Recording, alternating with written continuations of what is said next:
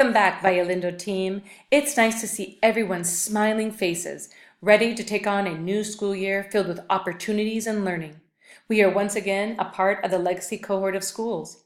In this cohort, we believe in planting the seeds of learning in all of our students and nurturing those seeds so that they will grow into strong, independent learners of tomorrow. Here at Violindo, we believe all students are natural learners who are motivated to understand their world and seek to succeed at progressively high levels of learning. To achieve this, one of our LCAP goals is to increase the support of our struggling readers.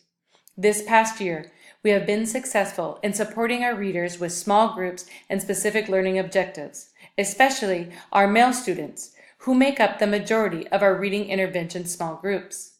And seeing that made me wonder, do boys struggle in reading in other schools? So I did some research, and what I found is PISA, Program for International Student Assessment. Every 3 years, PISA tests 15-year-old students from all over the world in reading, mathematics, and science. The tests are designed to gauge how well the students master key subjects to be prepared for real-life situations in the adult world. The test is published a year after the students are tested to help governments shape their education policy. Today, we will be watching a short video about gender equity in education. As you are watching the video, please be thinking, what is something that surprised you? What noticings or wonderings do you have after watching the video?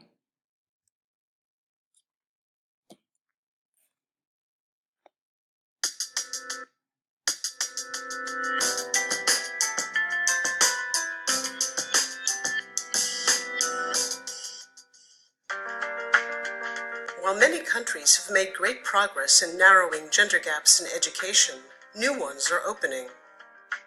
Of the weakest students in the 3 core subjects PISA assesses, reading, mathematics, and science, 6 out of 10 are boys. At the same time, girls struggle when they are asked to think like scientists and apply what they've learned at school. Boys do less homework than girls, play more video games, and rarely read in their spare time. Parents and teachers can help boys to improve their reading habits by giving them more choice in what they read, allowing them some time for video gaming, but insisting that they do their homework too. Too many girls still lack confidence in their own abilities in maths, and parents are less likely to expect their daughters to pursue mathematics-related careers. Parents and teachers can help to build girls' confidence by encouraging them to solve problems independently.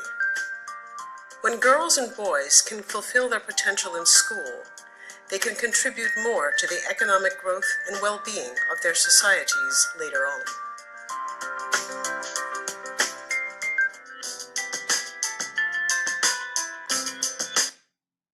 At your tables, discuss the following questions. What is something that surprised you? What noticings or wonderings do you have after watching the video? Now you all know me, and you also know that when I am curious about something, I am relentless until I find the answer to what I am curious about. It turns out that our state testing results are reported by gender. Here, you can see the 2018 SBAC ELA reading results for our school. The percentage of female students meeting an exceeding standard is 63%, while the percentage of male students meeting an exceeding standard is only 48%. Our school data shows that boys at our school are scoring lower in the subject of reading. Our results are similar to the results presented in the video that shows 6 out of 10 boys are weak in reading, math, and science.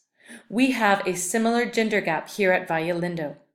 Our female students outscore our male students by 15% on the SBAC ELA reading test.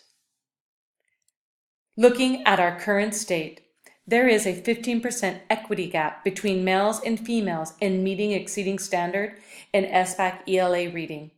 I am proposing that by spring of 2020, the gender equity gap at our school will be closed to 5% between males and females in SBAC ELA reading.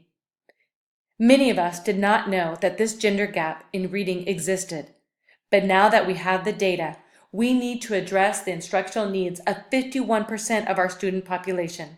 If not addressed, this gap continues to grow through middle school, high school, and into the university years. Boys need our help. To reverse this trend, we will be implementing the following actions. We will continue to build our positive relationships with our male students using Sanford Harmony, our social-emotional program. We will begin developing a positive academic mindset in all classrooms by making student efficacy a priority. We will start creating lessons and tasks with clear learning intentions and success criteria by using a success criteria template for unit planning to build intellective capacity. Last, we will have protected bi-weekly PLCs for teachers to review data and student evidence to document growth and plan for next steps. To achieve our ideal state, we will need to look at what research tells us. And studies say that fostering positive relationships with male students helps improve learning and that students eventually take ownership of their learning, leading male students to be independent learners. Also, as teachers, we need to help build an I think I can attitude by helping students achieve small incremental success on important tasks to build self-efficacy. Creating positive relationships can help our male students perceive our school as welcoming and supportive and therefore increase academic performance. Next, we will need to be precise when developing our learning intentions and success criteria for our dependent learners. Fisher and Fry state that success criteria provide students with clear, specific, and attainable goals, and this can spark motivation in some of our most reluctant learners. We will also use a vertically aligned K-6 success criteria template to do unit planning across the grade levels, so all students will be able to articulate their own learning with a common language. There will also be continuous professional development for teachers to receive training in how to be culturally responsive educators. During our PLCs, we will be discussing the book Culturally Responsive Teaching and the Brain by Zaretta Hammond. Teachers will be given a safe space to implement and practice the strategies in their classrooms, and during the protected PLC time, teachers in their grade level will review the data and progress towards our male students' learning goals. In order for you, the teachers, and the students to be successful in reading, you will need tools.